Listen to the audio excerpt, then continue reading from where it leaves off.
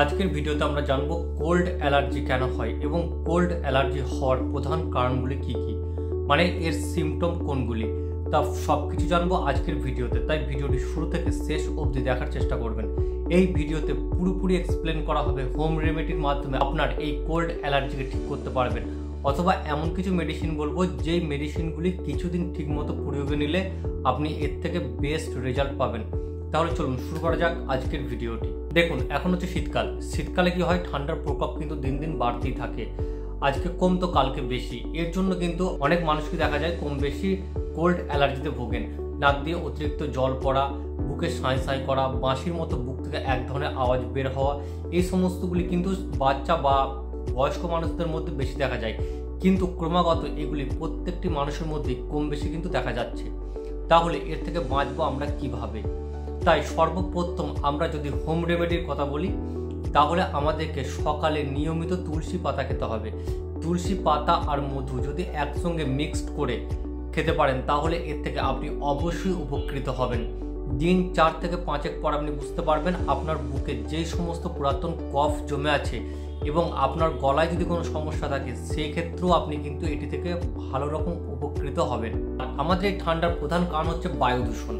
আমরা অনেক সময় ভোরে উঠে দেখি প্রচুর কুয়াশা, কিন্তু আসলে এই কুয়াশা আসে কোনখান থেকে?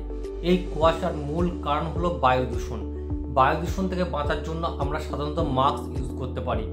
মাস্ক পরে থাকলে আপনি হয়তো অনেক ধূলিকণা বা বায়ু দূষণ থেকে অনেকটাই সেফ থাকতে পারবেন। এরপর জানবো আমরা কিছু অ্যালোপ্যাথিক মেডিসিন, যেই মেডিসিনগুলি আপনি প্রয়োগে নিলে আগের থেকে অনেক ভালো অবস্থায় ফিরে আসবেন।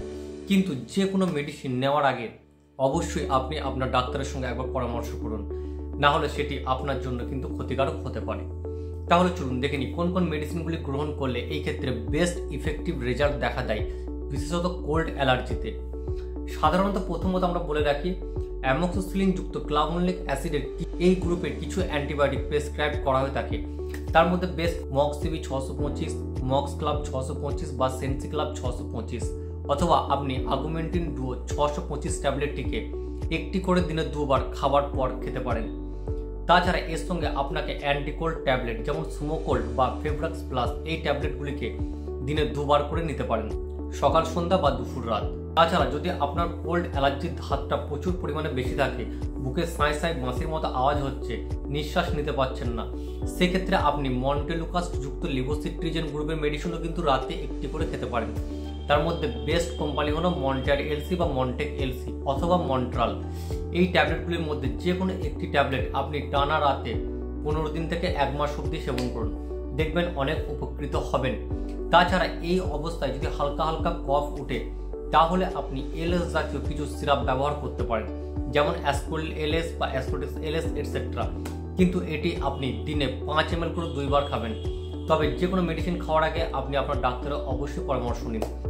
আর কিছু ক্ষেত্রে আপনি সিপিক্সিম গ্রুপের অ্যান্টিবায়োটিক খেতে পারেন, যেমন তার মধ্যে বেস্ট হলো রিটসেপ ও 200, ট্যাক্সিম ও 200, মিলিক্সিম ও 200 এটসেট্রা। তবে এই অ্যান্টিবায়োটিকগুলি 7 দিন অবধি খাবার পরামর্শ দেওয়া হয়ে থাকে। তবে ডাক্তারের পরামর্শ অনুযায়ী আপনি অবশ্যই খাবেন। আর গরম চায়ের কাপে একটু আদা দিয়ে চা খান, দেখবেন এর থেকে আপনি অনেক ভালো একটা রেজাল্ট পাবেন। যদি ভিডিওটিকে ভালো লাগে, চ্যানেলটিকে ইনফরমেটিভ মনে হয়, তাহলে ভিডিওটিকে অবশ্যই লাইক, শেয়ার অ্যান্ড সাবস্ক্রাইব করবেন। আবার দেখা হবে অন্য কোনো এক ভিডিওতে।